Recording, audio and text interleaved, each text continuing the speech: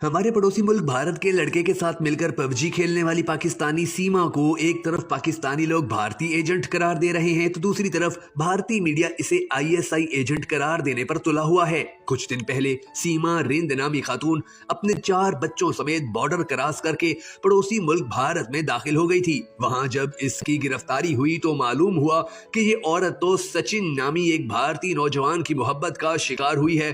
भारत में इंतहा पसंद हिंदुओं में एक लव जहाद इस्तेमाल की जाती है, जिसके मुताबिक मुबैना तौर पर मुसलमान लड़के हिंदू लड़कियों को अपने जाल में फंसाते और उनका मजहब तब्दील करके शादी कर लेते हैं। जाहिर है लव जहाद का ये दावा एक ढकोसले और प्रोपोगंडे के सिवा कुछ भी नहीं, लेकिन अगर इसे हकीकत भी मान लिया जाए तो भी ये सीमा के केस में उल्टा पड़ गया है, क्योंकि अब की बार तो लड़का भारतीय है और हिंदू है जबकि लड़की पाकिस्तानी और मुसलमान है। वैसे तो सीमा खुद को मुसलमान बताती रही है, लेकिन जब भारतीय मीडिया के एक नुमाइंदे ने उससे सबूत के तौर पर कुछ कुरान पाक की सूरतें या कोई कलमा सुनाने को कहा तो उसका कहना था कि मैं सब कुछ भूल गई हूं सर।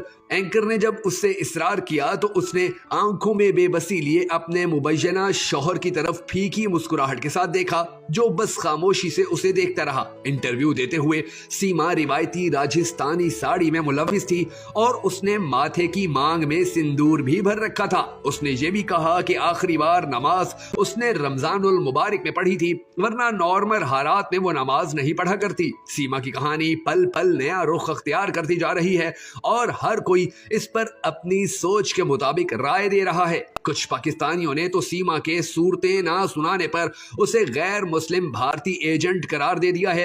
एक सोशल मीडिया सारिफ ने तो सीमा की असलियत जानने के लिए इसे नल्ली नहारी खिलाने का मुतालबा किया ताकि पता चल सके कि वो हिंदू है या मुसलमान, जबकि एक ने इसे भारतीय फौज की अहलकार ही बना दिया।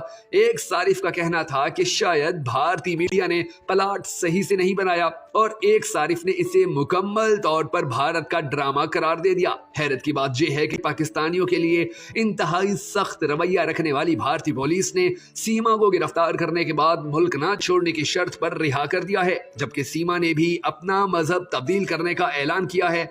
एक टॉक शो में जब सीमा के पाकिस्तानी होने और उनके तर्ज तकल्लुम यानी बात करने के अंदाज पर सवाल उठाया गया तो उसने खुद को पाकिस्तानी साबित करने के लिए सिंधी में जवाब दिया और बीच बीच में अंग्रेजी के अल्फाज भी इस्तेमाल करती रही, लेकिन साथ ही वो ये दावा भी करती रही कि वो पढ़ी लिखी नहीं है, इसलिए उसे ठीक से अंग्रेजी नहीं आती। इस लड़की का अगर टिकटॉक अकाउंट देखा जाए तो साफ पता चलता है कि वो इंडियन ही थी। सीमा ने सिंध में खवातीन पर मजालिम का जिक्र किया तो शो में मौजूद पाकिस्तानी मेहमान इरशाद अहमद खान ने उसे झूठा करार दे दिया। इरशाद ने कहा कि बलोची तो गैरतमंद लोग होते हैं और अगर आप घर से भागी हैं तो आपकी सजा यही बनती है, जिस पर सीमा ने कहा कि मेरी सजा मौत बनती है, मैं भारत आई वहां ये मेरा जुर्म है। दूसरी जानिब भारतीय मीडिया का यह भी दावा है कि सीमा के पास से 4 मोबाइल फोन और एक पाकिस्तानी सिम मिली है। सीमा को कंप्यूटर वगैरह के इस्तेमाल की पूरी मालूमात है। इसके फोन से ज्यादातर चैट्स डिलीट की जा चुकी हैं।